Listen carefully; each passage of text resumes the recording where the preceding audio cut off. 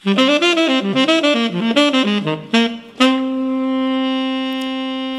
WAMU 88.5 at American University in Washington, welcome to the Politics Hour starring Tom Sherwood. I'm Kojo.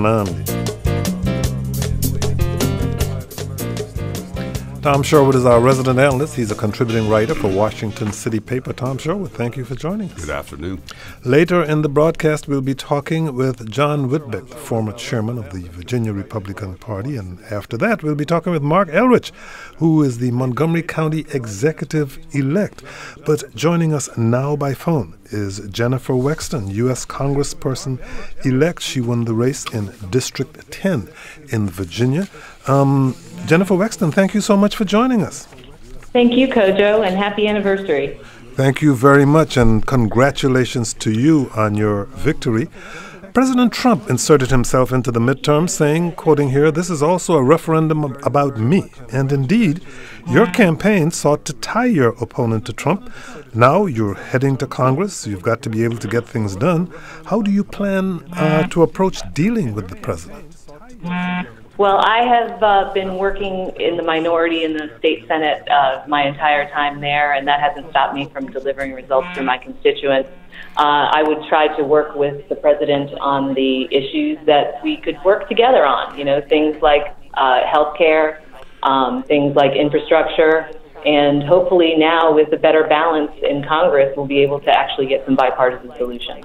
If you have questions or comments for Congresswoman-elect Jennifer Wexton, you can call now, 800-433-8850. Send us a tweet at Kojo Show or email to kojo@wamu.org. You can go to our website, kojoshow.org, ask a question, make a comment there, or watch the live video stream of this broadcast. Here's Tom Sherwood. Ms. Wexton, congratulations to you. Let's get to the hardcore issues right away. Will you vote for Nancy Pelosi to be the Speaker of the House? I have not yet decided who I'm going to vote for Speaker. After 20 months of giving everybody my elevator speech about why they should support me, I look forward to being on the receiving end of some elevator speeches about why I should support any particular leader for Speaker. And I also want to ask you what kind of committees you are looking to be on, which of course will be influenced by who the speaker is, but I got to ask you, as a District of Columbia resident citizen, I've gotten any number of tweets and messages from people saying, are you going to support statehood for the District of Columbia? Absolutely, yes. The fact that D.C. residents, pay taxes and don't get any representation is absurd, and I think that we should make sure that they get voting representation. Kojo asked you your plans to work with or against or for President Trump, as you might agree with him or disagree, but do you have a sense of which, based on your background, what committees you will want to be on, since that you will be in the majority? That's a very important decision to make. Well, one of the committees I've been eyeing is transportation and infrastructure. That is so important to my district. Dulles Airport is in my district. The Silver Line is coming into Loudoun County, and I-81 in the western part of the district really needs some help. Joining us in studio is Robert McCartney, senior regional correspondent and associate editor for the Washington Post, who I'm sure has a question or two for you, Congresswoman-elect. Hi, Congresswoman-elect. Congratulations on your victory. Thank you so much. The one question that's arisen is there's already a lot of talk about doing a lot of very aggressive investigations, papering the White House with subpoenas and really going after President Trump and the administration in general, as a lot of people in the Democratic base want. But isn't there a risk of a backlash over that the Democrats could basically be seen as more interested in being negative than positive? And we saw there was some backlash over the Kavanaugh hearings. Isn't there a risk that could happen with the Democrats again? That is certainly a risk, and I ran on a promise, as did many of my new future colleagues, ran on promises to deliver solutions for Americans on kitchen table issues, on issues that directly impact their lives, things like health care, gun violence prevention, infrastructure, and I think that's where our focus needs to be. That being said, people deserve to know what their government is doing, and so it's completely appropriate that there be oversight. but that should follow the regular order and go through the committee process. You were one of 3 Democratic women who defeated Republican incumbents in Virginia congressional races on Tuesday, and indeed, women candidates across the country did well in this election. Do you think the influx of women into Congress will change that body in any significant ways? Well, we'll have to wait and see. I know that getting 11 new women elected to the 11 new Democratic women elected to the House of Delegates in Virginia last year made a huge difference in how we were able to proceed and the things that we were able to do. You know, after years of fighting, we finally were able to expand Medicaid in Virginia, and we wouldn't have been able to do that without those new women and those new Democrats. How much did President Trump unpopularity in Virginia? I always have to remind people, even in 2016, when he was running for president, that Trump was not very popular. He was way behind Marc Rubio and other candidates, Ted Cruz. David Ramadan, a former member of the legislature, he said that Barbara Comstock was a perfectly fine congresswoman. He said the fault is the moron in the White House. Well, I think that there are some other differences between Barbara Comstock and myself that weighed into my victory. You know, things like gun violence prevention. She was bought and paid for by the gun lobby, and that's an issue that's taken on new importance. The fact that she voted multiple times to repeal the Affordable Care Act and seems to have no interest in finding solutions in that area. So Donald Trump was certainly a factor. And one of the things one of the effects that he had on this election is that people realize they can't just sit on the sidelines and assume everything's going to be okay. So I'm sure that some of the turnout had to do with that, but ultimately, you know, all politics is local, and it had to do with a lot of the issues and the contrast between Barbara Comstock and myself. Here's Robert McCartney. Yeah. Another question is, you say you want to put forward a positive agenda and really prove to the American people that you can get things done. But how much can you really get done when we now have divided government again? The Senate is not only in Republican hands, but they've actually increased their majority. The White House obviously is in Republican hands. I mean, aren't we just going to see 2 years of gridlock here? Well, you know, the people elected us to do something, and the people elected us to go to Washington and work together to find solutions. That's what this past election says to me. And I would hope that our colleagues in the Senate would feel the same way. Historically, the Senate were supposed to be the adults in the room, and I would hope that there will be a return to that sort of ethos in the next Congress. Here now is Mohammed in Sterling. Mohammed, you're on the air. Go ahead, please. Hi, Kojo. This is Mohammed. My question is about how she planned. By the way, I am a voter, and I am one of those that vote for you. Thank you. I'm asking, how do you plan to work with the president in terms of the immigration issues that he is so much faced of? Your views on immigration and what you plan to do about that in the House of Representatives? Well, the country needs comprehensive immigration reform, and we, the Gang of Eight in the Senate was able to pass that years ago, and then it just died in the House. I would love to see comprehensive immigration reform. One of the things that is very concerning to me, given the nature of my district, is the attacks on legal immigration. You know, we have a lot of folks who come over on tech visas and have been very beneficial to our growth and development here in Northern Virginia. And to see the cutting of those is very concerning. Same thing with, agricultural visas for the folks in the West who need help harvesting their crops. So I think I would love to see comprehensive immigration reform. If it's not going to be possible, then we need to see where we can find agreement and work on those issues. Here's Tom Sherwood. You represented in the state Senate parts are mostly Loudoun County. The western parts of your district go all the way out into Winchester, where Barbara Comstock did better. What would you say to those constituents? How will you try to reach them so they'll feel part of your 10th district?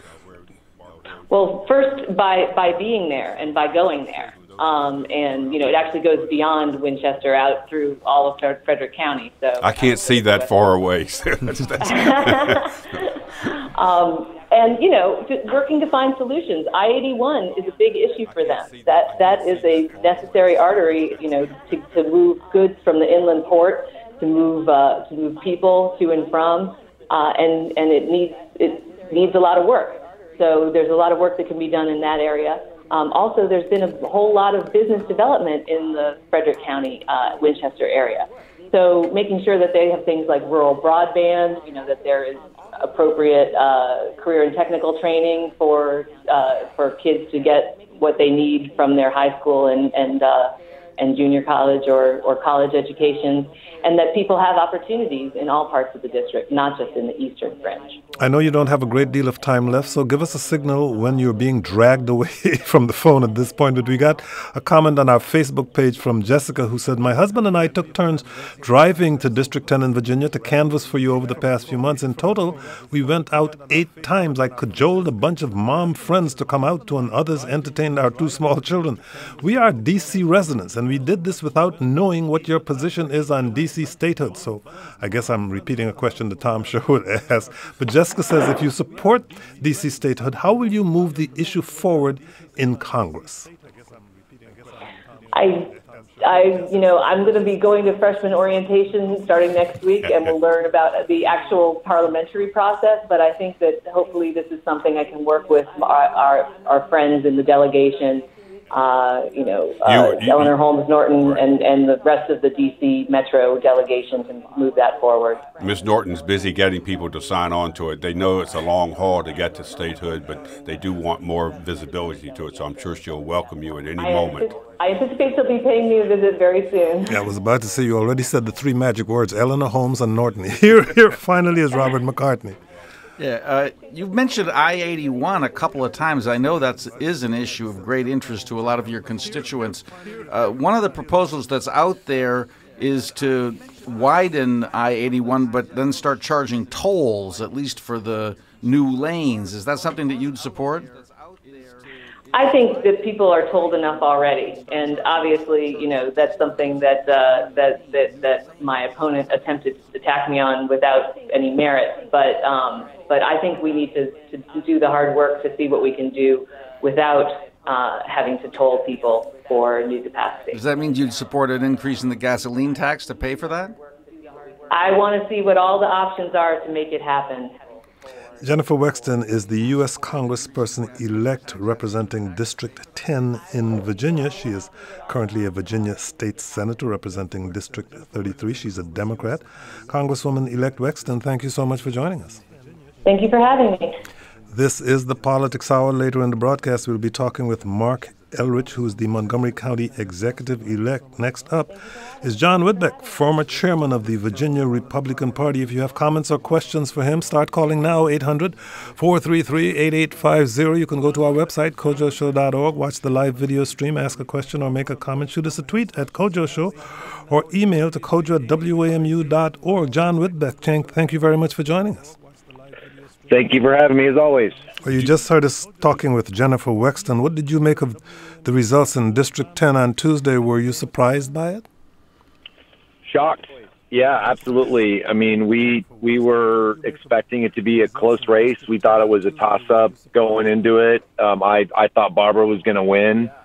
And I think it means I'm going to get out of the prediction business from now on, I guess. Well, you got out of being the state party chairman back in the summer.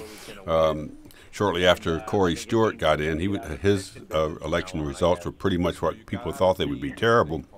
But sticking with the 10th district, you said that it's clear, you were quoted in one of the news reports, it's clear in Virginia the blue wave is still around. Republicans have to better figure out how we're going to respond.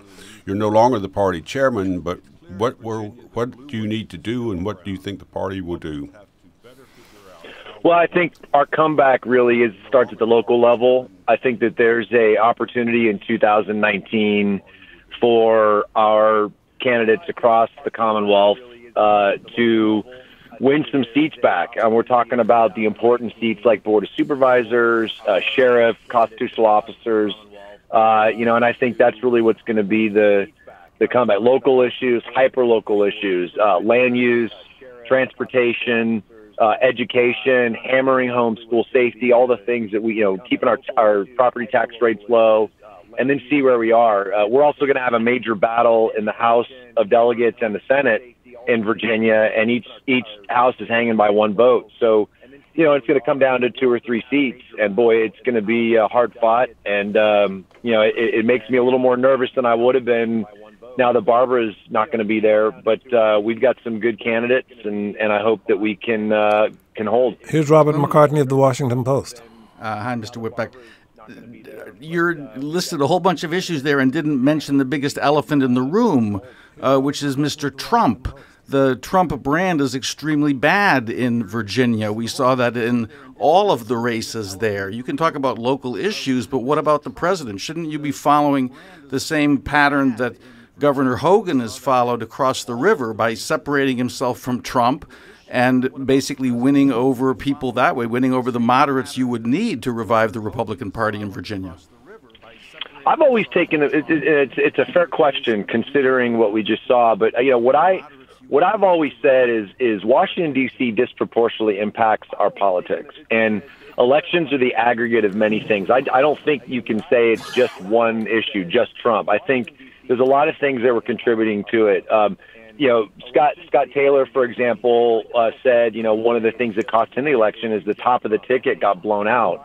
I think that certainly had an impact. I think, in the 7th district, Dave Bratt's election, that had an impact. The top of the ticket had an impact on it. I think the fact that Tim Kaine had millions and millions of dollars to spend. I mean, we were looking at some of the metrics of the race and just looking at what they were spending it on, and they had a joint fundraising agreement with the Democratic Party of Virginia that funneled over $3 million into just get out the vote efforts. We had nowhere near that to compete with it, and it's just they have done a great job. And Susan Swecker, the I know who's been on your show, is a classy lady. I've always gotten along great with her. She's done a great job getting that party ready to go to get out the vote, and it's shown in the last two elections. You mentioned the top of the ticket without ever mentioning the name of the Republican candidate in the top of the ticket, and that was, of course, Corey Stewart. You stepped down from your chairmanship of the Virginia GOP not long after Corey Stewart won the Republican nomination to take on Tim Kaine for the U.S. Senate. Do you think Corey Stewart's message is somehow, you seem to imply that, hurting the GOP in Virginia? Yes. I mean, I think a message that runs on Confederate statues and things that are, attacking other Republicans. I mean, standing in front of the General Assembly and all those things. I mean, that doesn't. What that does, your colleague there, read a quote for me. There was another quote that I gave, and I'll repeat it here, and that is, when you attack your own party and you break down the unity that's essential to winning elections, there are donors that don't want to give. There are volunteers that don't want to volunteer.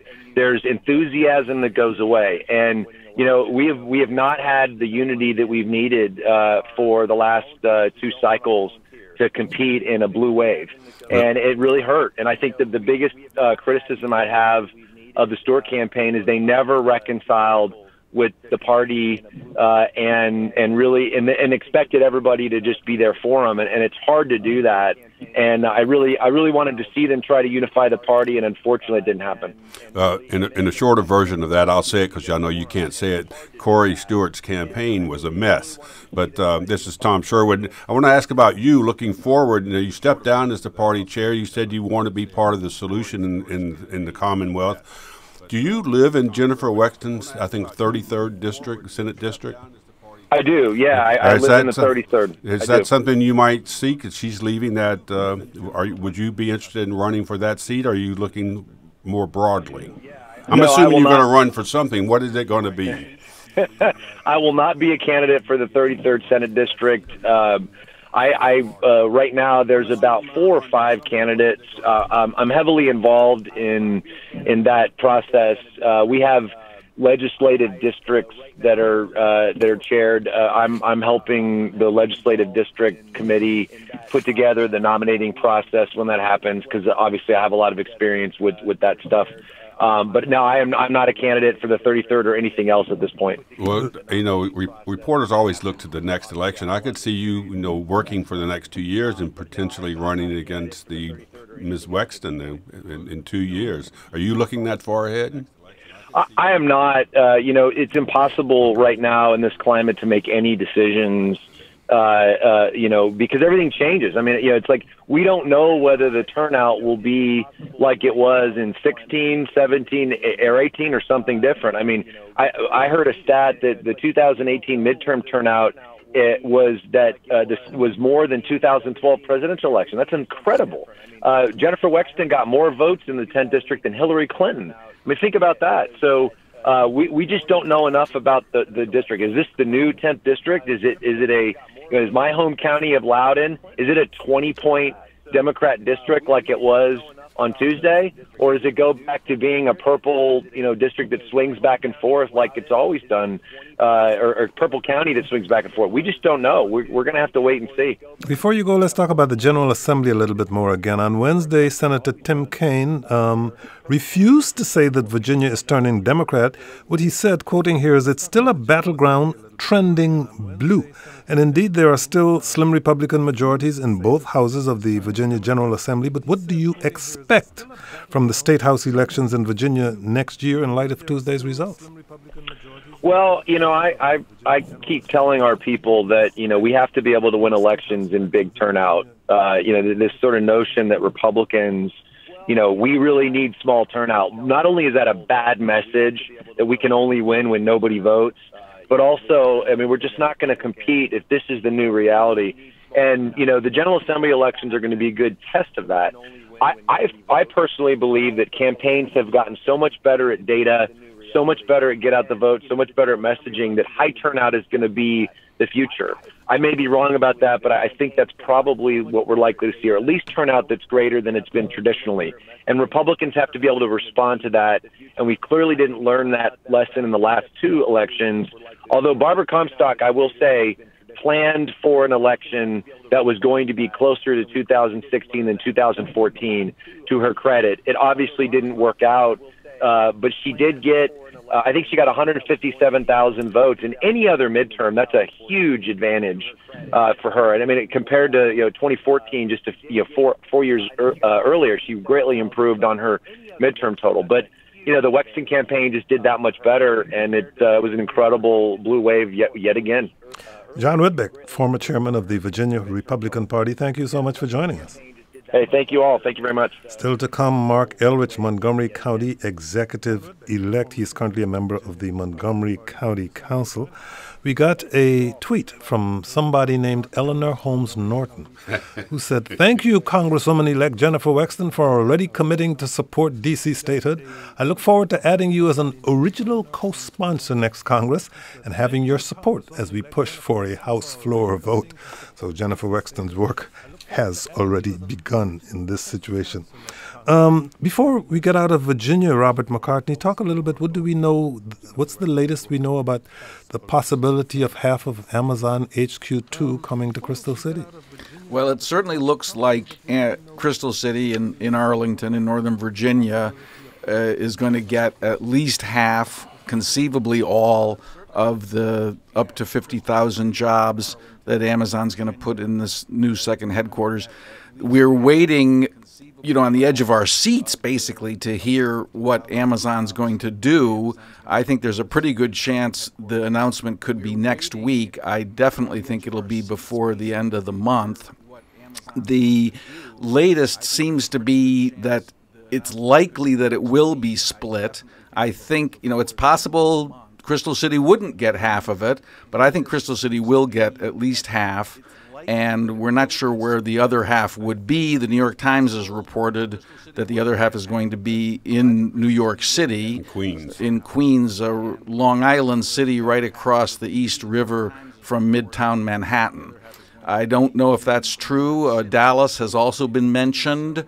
It's conceivable that it could be split between New York and Dallas, and Crystal City would be left out in the cold.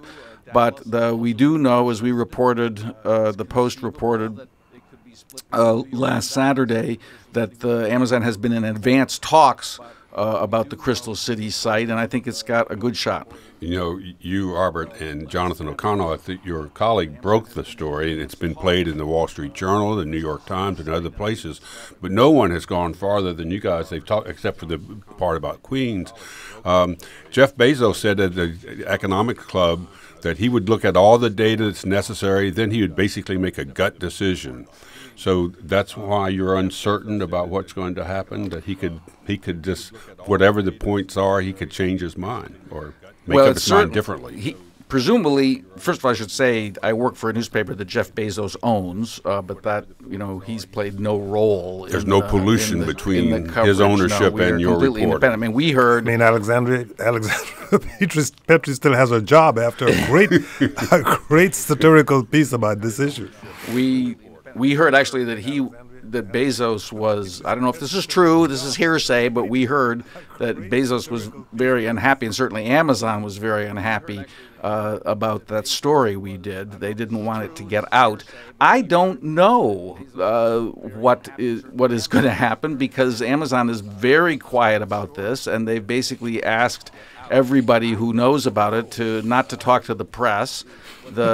And it's gotten much worse for us since our story broke, in terms of anybody being willing to talk to us, which we deeply regret. You actually covered the entire region. You've covered Metro. You have this fancy title with the Post. What is senior? Inflated title of senior regional correspondent. All right.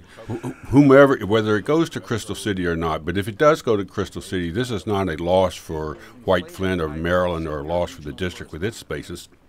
Everyone I've spoken to says that it will be an economic boon for the entire region. Do you agree with that political thought? I agree with it mostly, but not entirely. I agree with it mostly in the following sense, that if anybody in the Washington area, and right now it looks like it'll be Crystal City, if anybody in the Washington area gets such a big prize as HQ2 or half of HQ2, that's going to dramatically improve the prestige and reputation of the Washington area as a whole, as a place that's attractive for high-profile, high-tech, cutting-edge, future-oriented, innovative businesses. And it will help. I think it could be the tipping point. Winning this could be the tipping point where we are no longer seen as a government town. And maybe we'll get Metro fixed. Well, hopefully. Well, let's talk D.C. for a second, both of you, because in D.C., incumbents had a very good night, whether it was Mayor Bowser sailing to victory without a strong opponent, or at-large Councilmember Elissa Silverman winning re-election after being challenged by someone the mayor supported, businesswoman Dion Reeder. Is this a sign that voters in Washington are happy with their leadership, or is something else happening here? People are. I think the mayor's own polling and her own polling shows that people are happy in the city. She has a high rate, like 70% that the Post poll showed, and acceptability. Things are going well in terms of the economics. There's a rise in the homicide rate this year, which is worrying many people, including the mayor. But overall, the city is doing quite well. 20 years ago, financially, it was a ruin. It was virtually bankrupt. The city now has balanced budgets for more than 20 years in a row. It's growing. There are jobs. It's participating. The job growth in the district in Virginia exceeds the job growth in Maryland. So I think people overall are pretty happy. All the serious issues that every urban area has. But Robert, Mayor Bowser inserted herself into the at-large race, endorsing Dion Reeder in her bid to oust Elissa Silverman, and then Silverman turns around and wins handily. What kind of position does that now leave the mayor in working with the council? Well, I think, first of all, this is a significant embarrassment for the mayor. I agree with Tom completely that overall people are happy with what's happening in Washington. They're concerned about the homicide rate, but they're very happy with the economy overall. It's still not improving the lives of a lot of people in the poorest neighborhoods, but overall things are going in the right direction, and people overall are satisfied with Muriel Bowser. But she put a lot of effort into trying to stop trying to oust a sitting council member, and it just seemed as though she didn't like the fact that the council member was aggressively questioning and her people in the executive branch, and trying to hold them accountable and trying to make sure that the money was being spent wisely, and wasn't kowtowing to her. And she basically ended up supporting this candidate and making sure she got a lot of money, and basically bringing her out of nowhere. This is Dion Reeder I'm talking about. And I think a lot of people were, and the campaign ended up being kind of ugly. There was a lot of unpleasant racial rhetoric, unpleasant racial tone about the campaign. And I think a lot of people in the district were very disappointed in Mayor Bowser, and I think it will hurt a little bit her relations with the council, because it shows to some extent that she can't push them around, and I think they will be emboldened to some extent to stand up to her. Very quickly, there are 13 members of the council. There's only one of them, Brandon Todd, who succeeded her in Ward 4, who is seen as her ally all the time.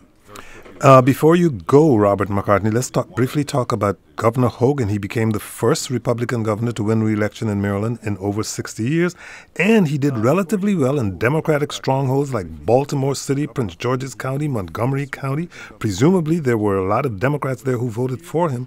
What's the nature of his crossover appeal? Well, I think he's governed mostly from the center, and that's partly because he's got a very strong he's facing very strong Democratic majorities in the General Assembly, so he sort of has to govern from the center, but he doesn't pick fights with them. He sort of goes along with them. He's a very adept politician. He's an authentic guy. He comes across as very likable and affable, and there was a string there. They had the Democratic governors, 2 terms of Democratic governor, Martin O'Malley. He wanted to increase spending in a lot of ways. He raised a bunch of taxes. People didn't like that. Hogan is basically a bulwark against raising taxes. He's benefiting, obviously, from a very strong economy, a national economy. Maryland isn't doing as well as other states under Governor Hogan, but all states are doing better under this economy. And he has kept his distance from Donald Trump, the way the maybe his major accomplishment. Republicans in Virginia didn't. And look at the results. A lot of people were pretty happy with him, and the Democratic candidate, Ben Jealous, was pretty much of a newcomer, had no experience in government directly, and was pretty easily caricatured, I would say, as sort of being very far to the left, and people just didn't buy that. Malia Cromer, the Goucher College poster, said it best, I think. She said, it's hard to run as a change agent when people are satisfied. And Ben Jealous was simply just not that well known in the state to carry the progressive campaign he did. There are lots of people who like $15 minimum wage, Medicare for all, and other kinds of issues, but he could not carry it because he was not that well known in the state. Well, I think one thing that was very interesting about this race is Jealous's people said from the beginning that their strategy was to have a really big turnout and get a lot of Democratic voters out there, because the party registration is more than 2-to-1 for the Democrats, and they just assumed if they could get a big turnout and a big Democratic wave that they would then win because he's the Democrat. But it didn't work at all. They did get the huge turnout. They did get the Democratic wave, but a lot of those Democrats, estimates are about a third, voted for Hogan instead of Jealous. Robert McCartney is senior regional correspondent and associate editor with the Washington Post. Thank you so much for joining me. Senior regional My correspondent. pleasure. I want to be called the senior political analyst. Next up is Marc Elrich. That's not going to happen. Marc Elrich is up next. He's the Montgomery County Executive-elect. If you have questions or comments for him, you can start calling now. 800-433-8850. I want to talk about the D.C. State Board of Education races, Tom Sherwood, or do you want to talk about the ANC races in the district, in which the Democratic Socialist Organizing Committee managed to win 4 seats at the ANC level, at the most grassroots level of politics in the city? Well, I'll say we knock off both of these fairly quickly. Okay. The ANCs are important as the most core group of elected officials in the city because they deal with neighborhood concerns. About every 2,000 residents has an ANC commissioner who can speak on your behalf for all kinds of issues. But citywide, they're almost by law there. In fact, they can't band together to do citywide things. In the State Board of Education, there was very expensive money spread around, but the State Board members, ever since Adrian Fenty won the right to control the schools and select the chancellor, the State Board has very little advisory policy and influence, and so these races were not a major deal on Election Day in the District of Columbia. But maybe there are some people here now, and these will be the grassroots and the farm team of people who will get some government experience and run for higher offices. That's probably where it works most. Joining us in studio is Marc Elrich, Montgomery County Executive-elect. He's currently a member of the Montgomery County Council. Marc Elrich, thank you very much for joining us, and congratulations to you. Thank you. You're still not wearing a tie. If you're going to be the county executive, someone was telling me you're going to have to up your sartorial excellence. For those occasions, I will. You're not wearing a tie. I hadn't noticed that. As a matter I've of fact. noticed it. A couple of people have. But congratulations to you. Welcome. Thanks for coming on the show today. In terms of how you will govern, a piece in the Washington Post yesterday by Jennifer Barrios says, now Elrich must repair relations with the business community as he prepares to govern the county of 1 million people. To me, that report implies that you have a broken relationship with the business community. And no cursing on the show when you get to this. Do you? How come the business community doesn't have to repair its relations with you? That was my thinking when I first read the piece. That's a fair question. I mean, I did get like about 2/3 of the vote, and won by multiples of the nearest rival. So suddenly my problem is, do I repair this relationship? But I say the first thing is I'm not sure that my relationship with the business community in general is as difficult. My experience is that people didn't think, or at least the business community's issues with Montgomery County in general. No place did I ever go where somebody said, you, Marc, have caused this bad business climate. They basically say Montgomery County is the most difficult place to do business in, and we're really upset with that. And I've heard enough anecdotal stuff, and intensely so, to believe there are things we need to fix. And I'm determined to fix them because they're not expensive. A lot of it is just how you treat people. Other of it is how you've organized your work processes in the county. I'm happy to do that, but I kind of put, the developers couldn't say Marc's going to make us pay more, vote against him. So they had to turn it into this bigger thing. Let's talk about the policy. You did win big. You won in all 5 districts in the county. Kojo and I did a forum on October the 1st, I believe it was. And I've since then, and just since the election, I've been shown the Mason-Dixon poll that you had back on September 28th or 29th that showed that you were way ahead of Nancy Florine, that while all the media, everyone, including me, were saying, well, Nancy Florine's going to split the vote with you and maybe Robin Ficker, the Republican, would win, or it's going to be tough because the business community poured $800,000 into our campaign. That poll then showed that you were well ahead, way ahead, and that you were likely going to win. How did that affect your last month of campaigning? You allowed that. You never leaked that. You never leaked that poll. It wasn't my poll. It wasn't your poll. No, the poll was done. Mason-Dixon did the poll. Right, not my poll. Who paid the poll? He did it, I guess, for the groups that were running the independent expenditures. I never saw the poll. You did not know about that poll? No. At the time? So look, So my assumptions were that the race would be closer, and B, that I had to work like hell, which I did. I mean, if you look at my schedule and what I was doing, you would not get the impression that I was on cruise control. Well, that's what I was thinking. But anyway, the poll shows that you were well ahead the entire time. And what you did so well, your candidate for Ben Jealous did not. Kojo just brought him up. Larry Hogan got something like 45% of the vote in your county. Will you be able to, what does that say to you in terms of working with Governor Hogan? Look, I'll work with Hogan fine. I've worked with his departments before. I brought 2 housing programs down from the state. I've worked well with State Highway and with their DOT people. I think all of us know that in politics and elections you exacerbate or you accentuate your differences, but at the end of the day, when you're governing, you have to get things done.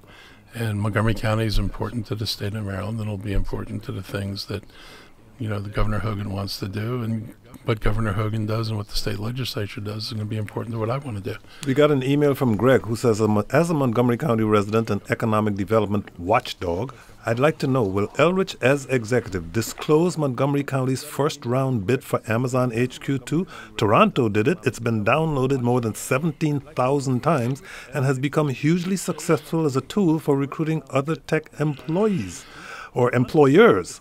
That first-round bid is apparently not covered by a non-disclosure agreement. You could ask Amazon, apparently, to waive the non-disclosure agreement that does still cover the second-round bid.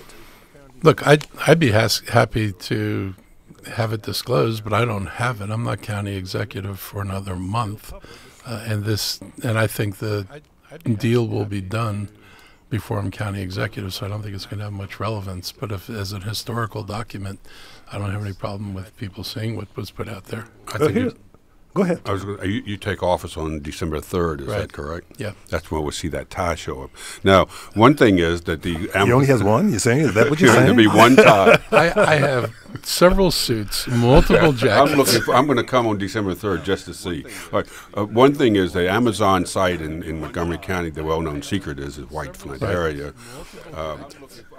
In terms of development and working with developers and making sure that developers share in their infrastructure costs for schools and roads and whatever, that White Flint area is ripe for development. The Lerner family owns that. I think most of it, if not all of it.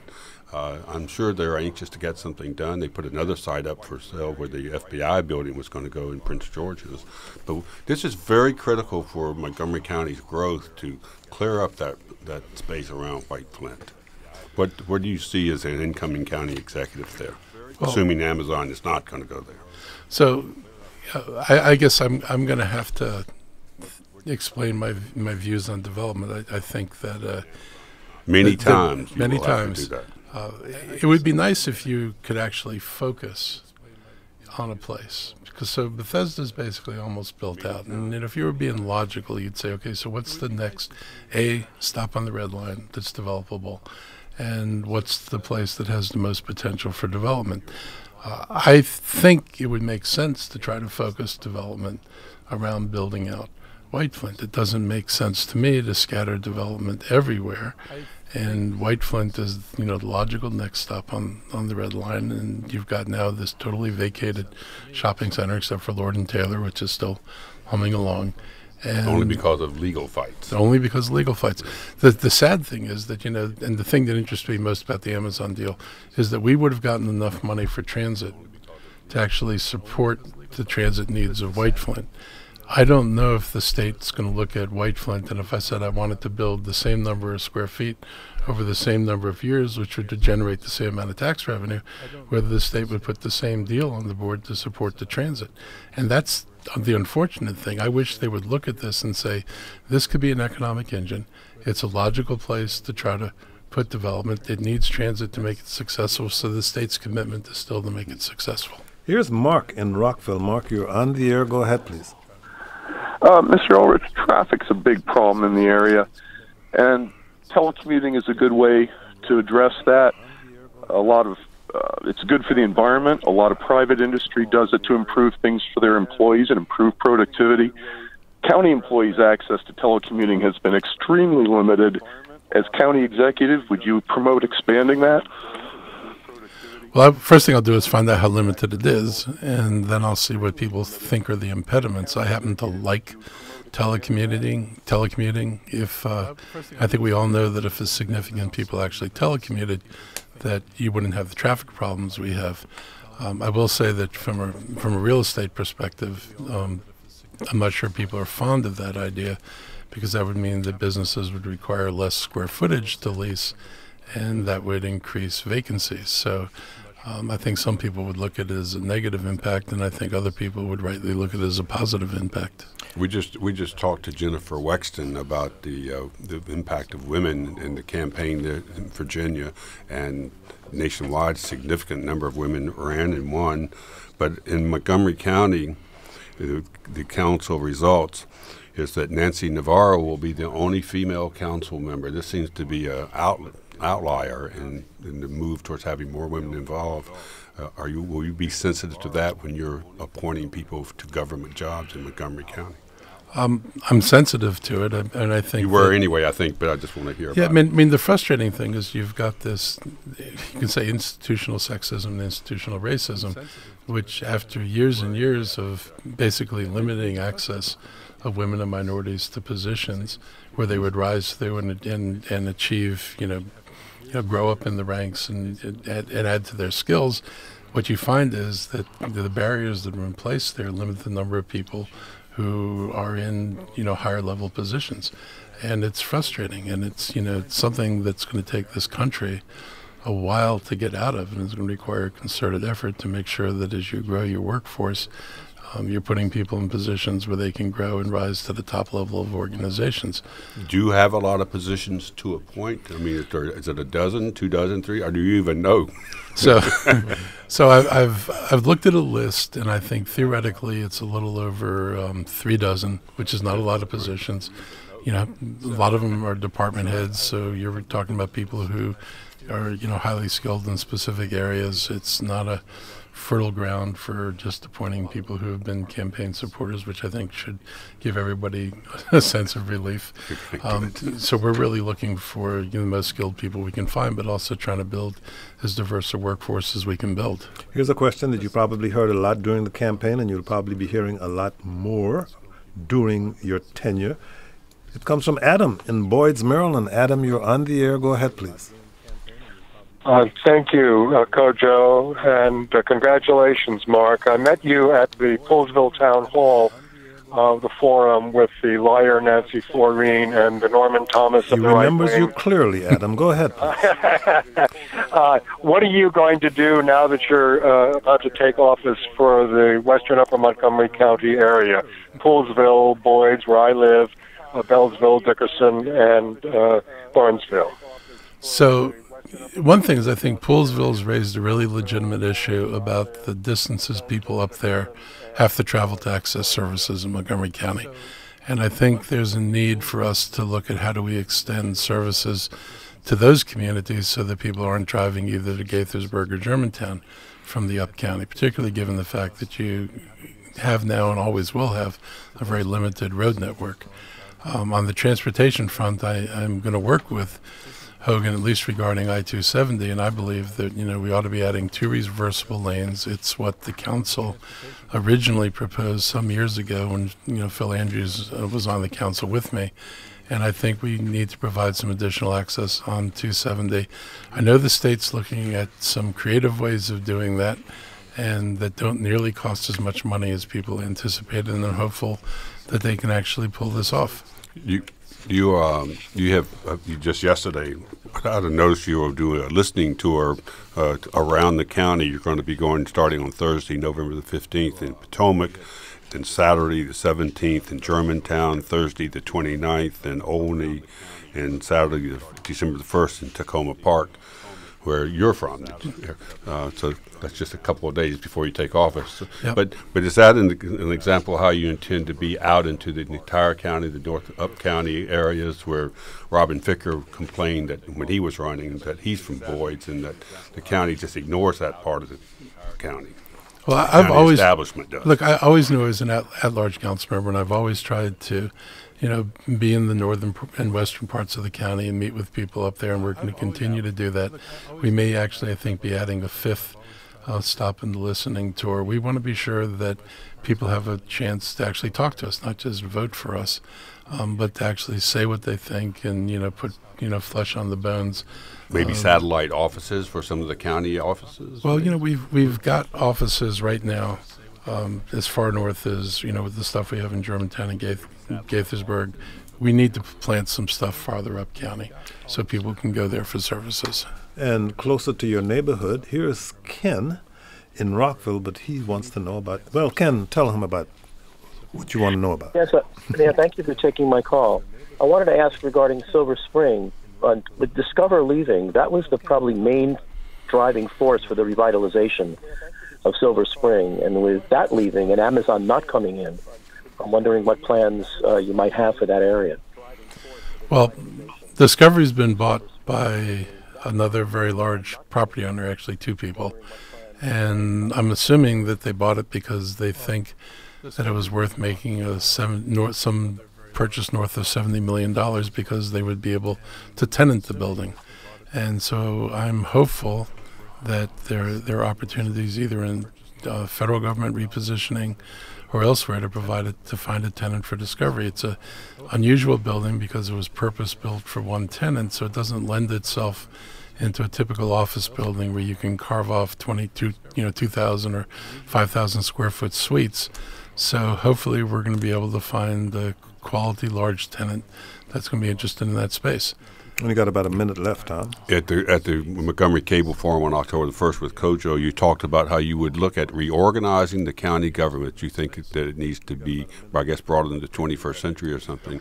There'll be union issues. There'll be service issues. How quickly will you address us? No, we don't have time to talk about it, but what's the timetable for you to reorganize the county government? So we're going to start looking at this pretty much immediately. We are not going to have the revenues to continue to expand or grow just by what's coming in externally. So if we don't look at how we're spending our money better, and if we want to do new things, we're going to need to figure out how do we make better use of the dollars we always have. I've tried to tell people that if the answer to everything was taxes, you never have to be reflective. And the fact that taxes aren't on the table and there's not a lot of new revenue on the table, we're going to have to become reflective about how we operate and run the county government. And if we want to do stuff, we're going to have to find out how to do a better job with the dollars we already have. And I'm afraid that's all the time we have. Marc Elrich is the Montgomery County Executive-elect. He's currently a member of the Montgomery County Council. Once again, congratulations and good luck to you. Thank you. That's it for the show today. Never miss any of our shows. Subscribe to our podcast wherever you get your podcasts. And meet us back here on Monday. We'll be talking about boys and ballet. Even though the Washington region is home to many well-known ballet companies and schools, many still believe that ballet is not for boys or men. And younger boys interested in ballet are often bullied. We'll explore how local ballet enthusiasts are encouraging more boys to give ballet a try. Matter of fact, I think Tom Sherwood and I make ballet. Just try doing ballet if you want to see how strenuous it is. It's very strenuous. A lot of football players do it because it improves how they can perform. Until then, thank you for listening. I'm Kojo Nand.